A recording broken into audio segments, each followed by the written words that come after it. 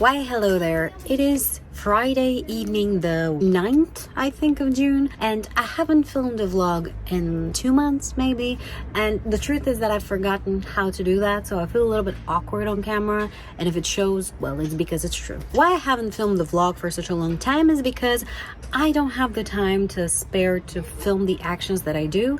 I'm not very good at remembering to do so, and the truth is my vlog videos don't do very well in general, but that doesn't bother me. I don't really care if only 60 people watch the video. I mean, in real life, how often do 60 people care to know what you've done during your day? Mind you, if you hear noise around me, the neighbor kids are doing like a handmade jewelry sale just downstairs, which is adorable. I already bought a bracelet. It's inside because it's too small for my hand. I decided to start filming today because I don't really have plans for the weekend, and that kind of motivates me to read a little bit more. At least I'm hoping I'll be able to, and I thought, hey, why not film it? Speaking of reading, so far this month I have finished 2 books, one of which I finished earlier today, and I am currently reading 2 other books. The first of which is Air of Fire, which was left over from my May TBR. I am buddy reading this with a friend of mine, and I'm having a really good time. I am currently at page 144 from 530 or something like that. So that's one of the books that I'm reading, enjoying very much. And the other one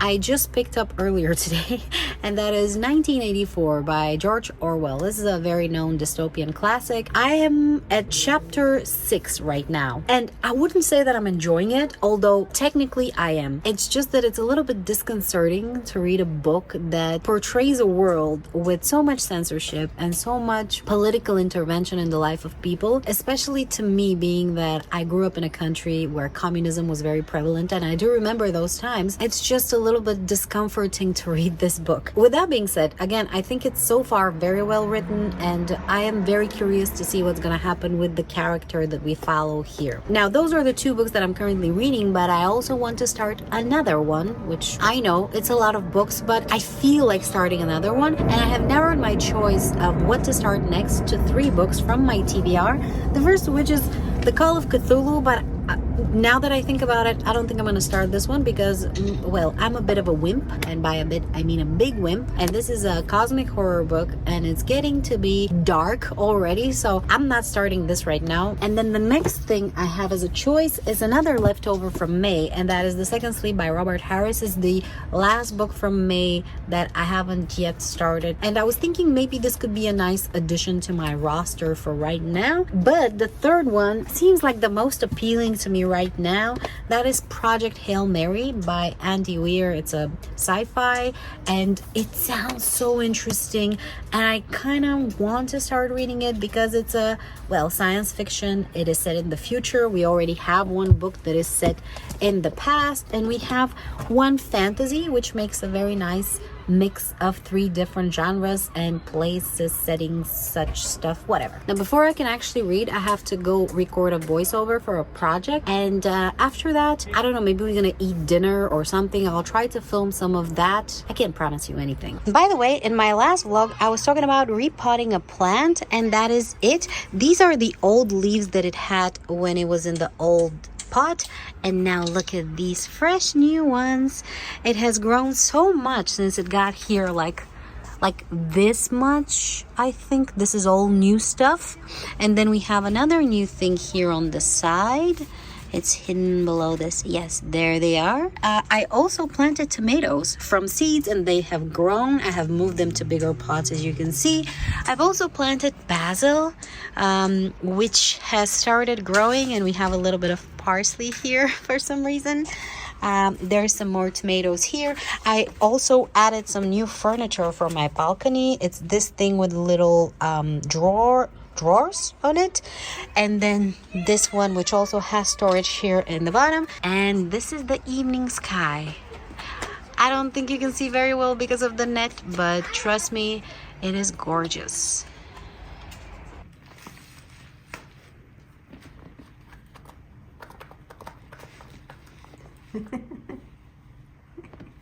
What's he doing?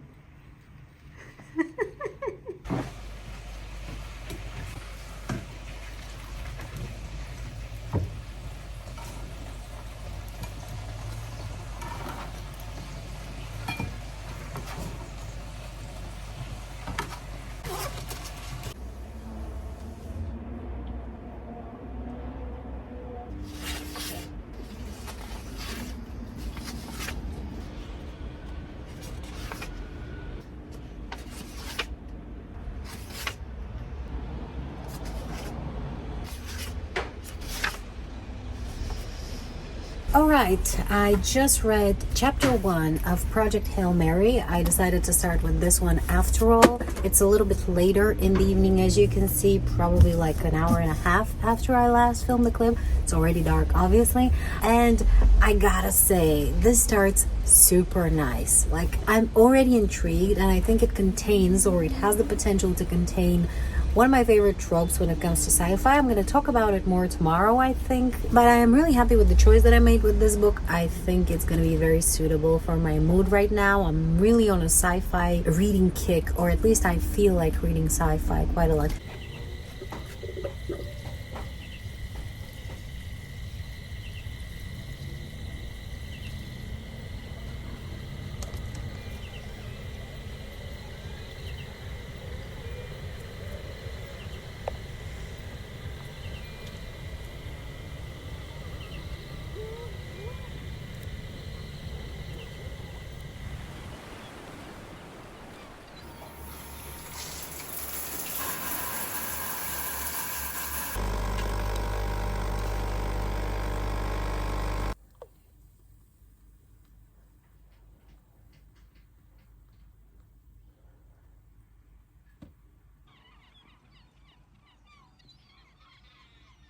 Good morning, everybody. It is around 10 o'clock, I think, in the morning on Saturday, the 10th of June. And I just took a shower and am about to have my coffee here on my balcony. Dee-dee. Look at what we have going on here. Half in, half out. Spying on the birds in the neighborhood. Obviously, my cats are keeping me company, and as you can see, I have given up the effort to try and keep them from going out on the ledge of the balcony, because they do that all the time anyway, and they're enjoying themselves there quite a lot. And I'm still worried they might fall one day, but so far they have been pretty good with that. It's been like 2 months since the last time we spoke that I have allowed them to do that, and they're doing okay, so it is what it is. They're animals, this is their instinct, they're gonna do what they're gonna do. Okay, let me get a camera stand because I'm not gonna hold this thing the whole time. Yeah, I think that's doable. So last night after dinner, I wasn't able to read that much because we had dinner pretty late and I was very tired. Apparently, I didn't think I was, but I was, because I drank 2 giant glasses of Coke. And you know, Coca-Cola has caffeine in it, and I went to read in bed because, well, it's more comfortable there. And I woke up this morning hugging 1984 to my chest because I had fallen asleep reading this.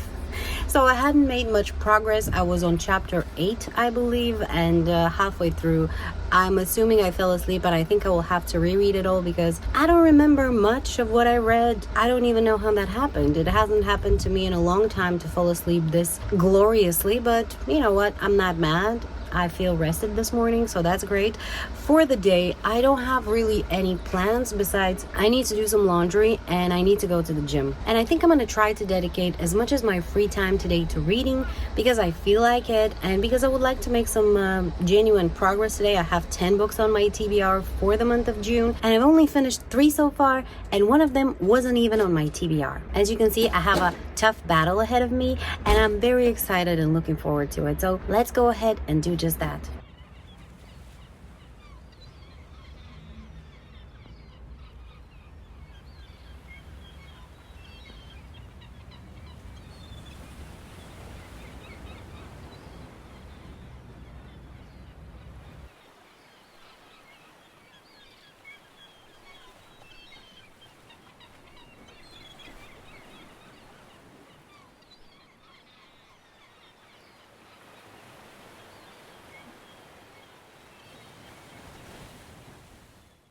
Okay, so I'm at chapter 20, page 154 right now, and I felt compelled to talk about this book because I think I finally realized why I like this book so much, and it's gonna be a lame reason, and I'm not even sure that I can articulate it properly right now, but let's try anyway. The first thing is that the main character isn't the only character that gets paid attention to. We don't just follow Selena. We have multiple characters that we follow and that can be considered important, even though Selena is still the main driving force of this story. I like that other love stories are being injected here. I like that even the power-hungry characters here still have some allegiance, and for example, her cousin is not wanting the power for himself, but he is loyal to her. I like that Manon is not power-hungry for herself, but rather is very loyal to her grandmother. There is loyalty in this book, and I really appreciate the emphasis on that. And even though a lot of those things feel a little bit like fan service, you know, the author is writing what she knows we want to read, I still like it. I am tired of nihilistic books where everybody's bad and everybody's up for themselves and they don't care about anybody else and they're ready to betray everyone. I like that even the ruthless ones still have loyalty and family allegiance. Maybe some people are going to call that unrealistic. To me, this is more realistic than anything else because I love my family and that's how I would feel about my family. I think that's one of the reasons why I enjoy this book so much. Another thing that I very much enjoy about this book is the fantasy, the backstory, the world building. It's not just scaffolding for the romance to take place in. It's actually its own thing and I really enjoy it, and I enjoy the culture and the stories that they tell. It's very cozy. I don't know, it just feels like an actual world that you can dive into. And I think that's why people like it. Maybe not fully consciously, but I think when something is good, you just know it. You don't have to be able to articulate it perfectly, and that's why I feel so frustrated nowadays when I read a lot of young adult books. They just seem like they are, you know what comes to mind? Those Western movies where a fake city is being built just out of cutouts, you know, like all the buildings are just a front, there is nothing behind. And that's how I feel about a lot of the young adult fantasy or fantasy romance books these days. They just seem like a front, and this one doesn't, and I like it. I'm gonna do some more reading and then I'm gonna think about doing something for breakfast maybe. I'm not sure, we'll see. So what we have here are the ready-made keto waffles and my chocolate peanut butter spread rather, and it's very, very nice. Also, what's with Sarah J. Maas and winged creatures? In A Court of Thorns and Roses, the main love interest has wings and there's comments on the feathers and such. And here, Rowan shifts into a bird and there's again comments on the wings and feathers and such. Is there such a thing as wing fetish that I'm not aware of? Just curious. Here's another thing that's very similar with Akotar. Biting on the neck, here, exactly here. Sarah, what's up? I feel like I know her much better now that I have read a few of her books. It's about 1 p.m. and I just reached page 233 at chapter 28, which is a little bit before the 50% mark, and I am enjoying myself so much. I really like how expanded the cast of characters became, and I don't think there are characters that I don't like following. I especially like Manon, even though she is clearly a villain and a terrible, terrible person, although she's not technically human. I do like her very much, and I like the storyline, and I like the twist with the beast that she eventually chose to fly on, because I expected it to be the cookie cutter, you know, she's gonna pick the strongest, biggest one that you saw the first time, and she thought, hey, this is mine. The way that the author spun it, I did not expect that, and I really like it, and I really like the touch with the iron teeth and iron spikes on the tail. And I'm starting to wonder who's gonna be her love match, because in this book I guarantee you, I'm willing to bet money that everybody's gonna end up in a couple at the end. I'm just wondering.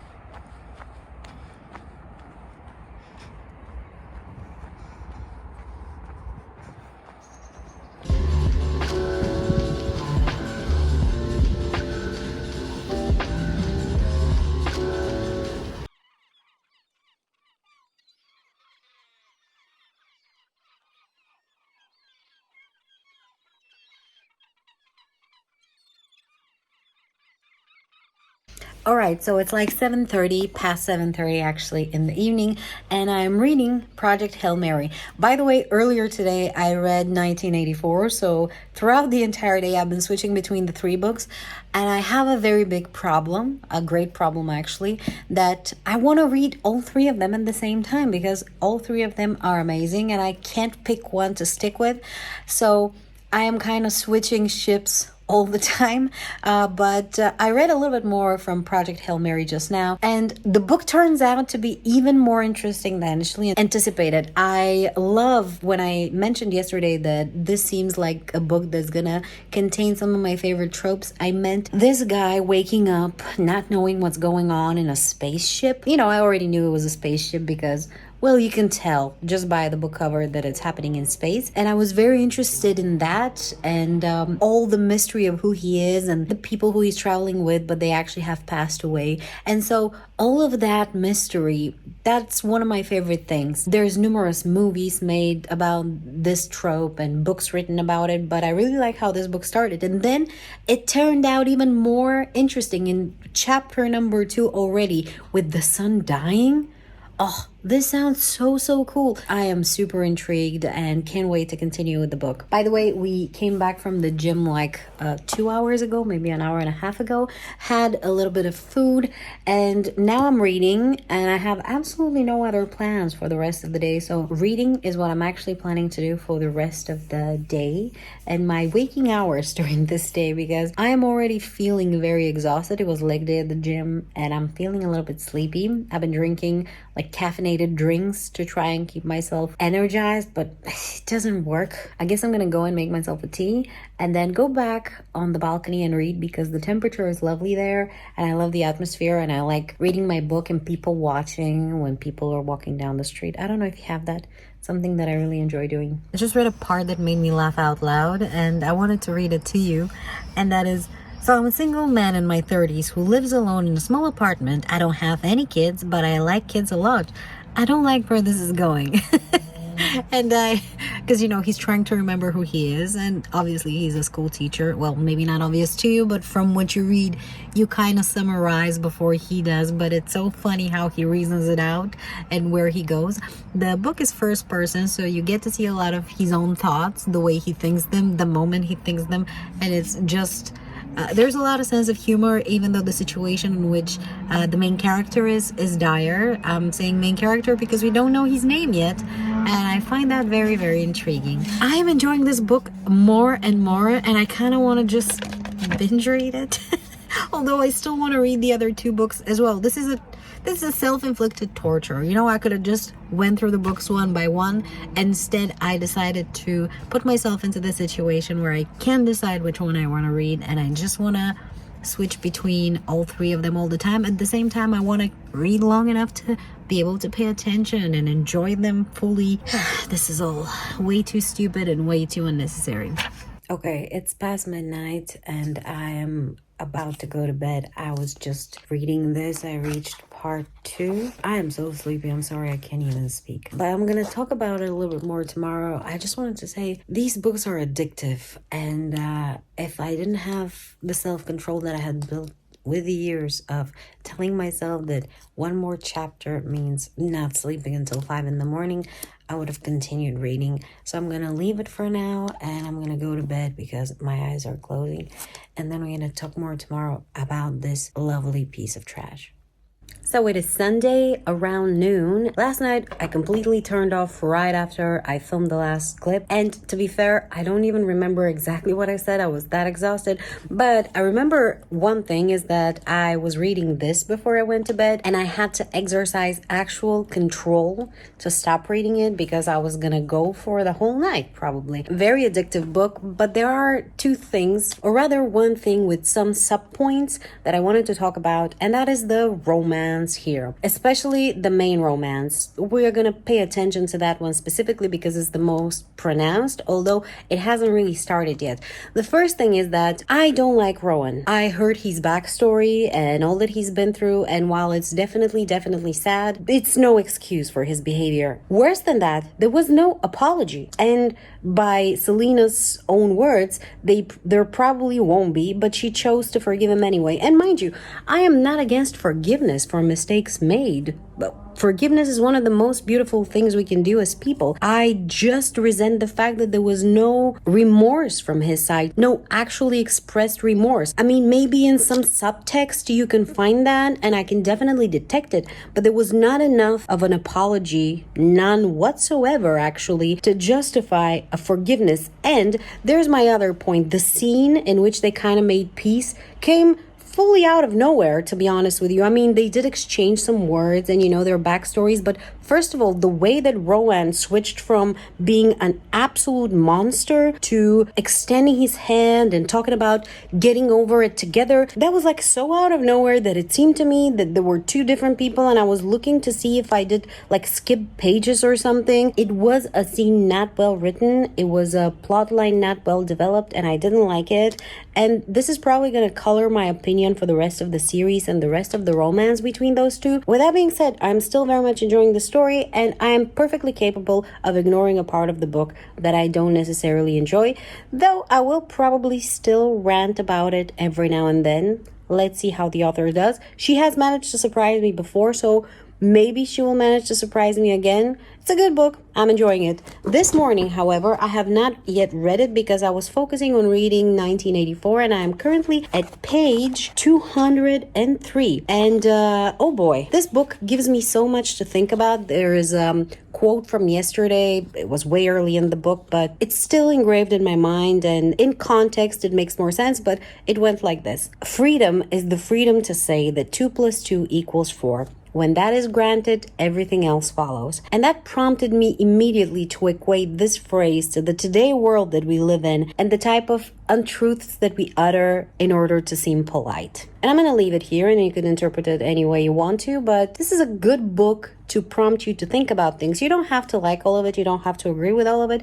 There's a lot here to encourage thought, which is really funny considering that a big part of the theme of this book is the suppression of thoughts. Anyway, I'm having a good time reading this, but I think I'm going to pause in reading it, make some bread, and then I'm going to read Air Fire. I will also have to edit this vlog because I would like to post it either tonight or tomorrow evening. Depends, because tomorrow is Monday and I'm going to have a lot of work to do. It's going to be a very, very busy week. I also need to go through some work-related documents. I promised a colleague of mine to read through, to proofread something that needs to be communicated to some clients. So I'm going to have to do that as well today. Nothing very exciting, obviously. I was just thinking earlier today that, I'm in full control of what you see from my life. I'm the curator of it. And then this is the best I can come up with to show to you. So, draw your own conclusions about the life that I live. And don't get me wrong, I am really happy with my life. Obviously, not all the time. We all have low moments, but I am perfectly satisfied with the type of life that I live. Obviously, there are dreams that I have and things that I want to achieve, but this is the kind of slow, peaceful life that I enjoy. I really hope it's not too boring for you to watch, but if it is, well, apologies, and you don't have to do it. Thank you for watching anyway. I really, really appreciate it. It just warms my heart to know that somebody cares what I do throughout my day. Anyway, I'll catch you later.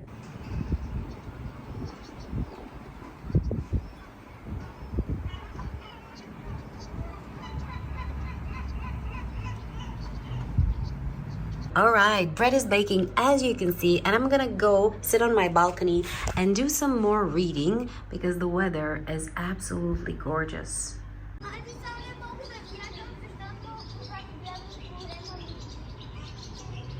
It is many, many more hours later. Matter of fact, it's around 8 or 9 p.m. 8:30, and I am sitting here reading Air of Fire, and I just wanted to say that I really appreciate the training sequences that we're seeing here.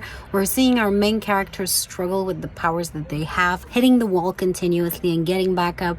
I love how they earn the powers that they have. They don't just get them and they're brilliant all of a sudden. No, we see them struggle very much, and I think this entire book is kind of like training to become better, to move to the next stage of the story. I really, really like it. I'm having a great time, though. I'm gonna say one more time, this romance between Rowan and Selena, I hate it. It gives me the creeps. Both of them suck when it comes to being a partner, so I'm not enjoying this romance. everything else about this book I love. I spent a big chunk of the evening basically editing this vlog, which is a little bit freaky when you think about it. You're currently watching me editing the vlog that you're currently watching. Unfortunately, I wasn't able to edit it on time because I also spent some time reading. Regardless, I hope you enjoyed watching this video and thank you so much for doing so.